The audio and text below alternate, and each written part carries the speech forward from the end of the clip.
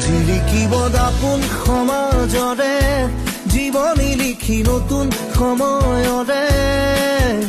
সঁচা আৰু নিৰ্ভীকতাৰ প্ৰতিস্ফৰণ হালধীয়া অযুত্তৰ পেৰে চকু চানি ধৰা কৰাল মচিবলে সৰল নিৰপেক্ষ বিশ্লেষণ জাগি জাগি জগতক জগাবলে সজাগতা আৰু সচেতনতাৰে